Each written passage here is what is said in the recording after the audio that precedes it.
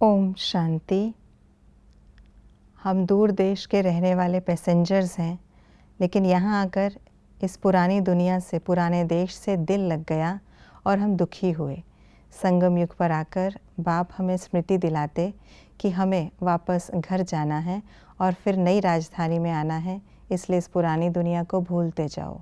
तो आइए रिवाइज़ करते हैं आज के 3 सितंबर 2024 के मधुर महावाक्यों को। हमें किस चीज़ से तंग नहीं होना है? इस पुराने शरीर से। घर कब तक नहीं जा सकते जब तक पवित्र नहीं बने हैं। हमें किस बात का पक्का निश्चय है?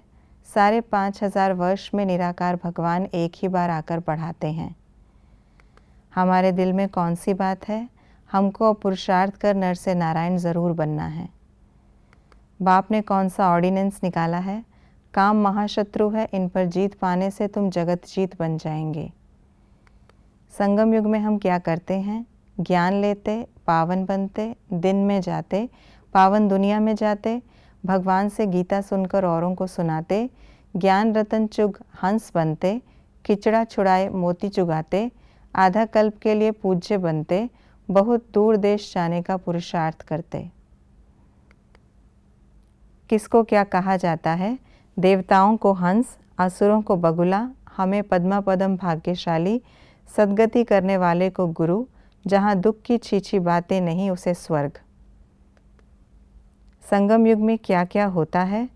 हम रोशनी में आते, बाप बगुलों के बीच आते, हमारे पैर में पद्मों का छापा लगता, हमारा बुद्धि योग घर और राजधानी में रहता, हमें सारे विश्व के आदि मध्य अंत की नॉलेज रहती, आत्मा इस शरीर में बैठ बाप को याद कर बहुत बड़ी लॉटरी लेती।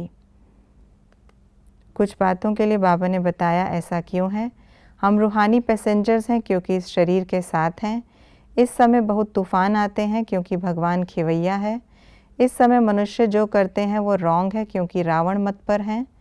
उसे स्वर्ग कहा जाता है क्योंकि वहाँ दुख की छीछी बातें नहीं होती।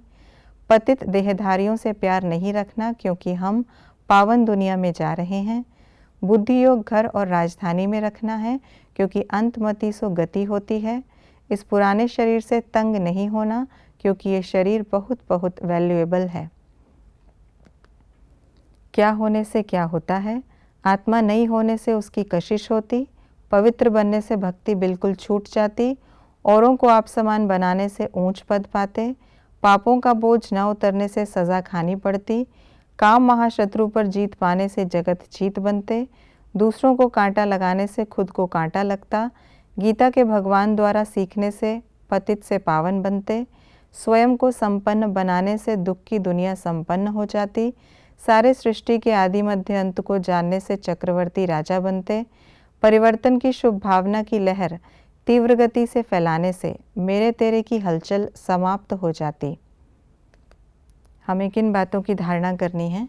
किचड़ा छोड़ देना है, कांटों को फूल बनाना है, सदा ज्ञान रतन चुगने वाले हंस बनना है, मोती ही चुगने हैं, ऊंच पद पाने के लिए टीचर बनकर बहुतों की सेवा करनी है, कमल फूल समान पवित्र रहे आप समान बनाने की सेवा करनी है, हर कदम में पद्मों की कमाई जमा कर पद्मा पदम भाग्यशाली बनना है। ये थी आज की मुरली की विशेष बातें। हम पद्मा पदम भाग्यशाली आत्माएं हैं जो संगम पर ज्ञान रतन लेते हैं। इन ज्ञान रत्नों को चुगकर हम होली हंस बने हैं, तो सदा होली हंस बनकर रहना है। जो ज्ञान की प्राप्ति हमें हुई है वो दूसरों को भी सुनाकर ऊंचे से ऊंची सेवा करनी है। ओम शांति।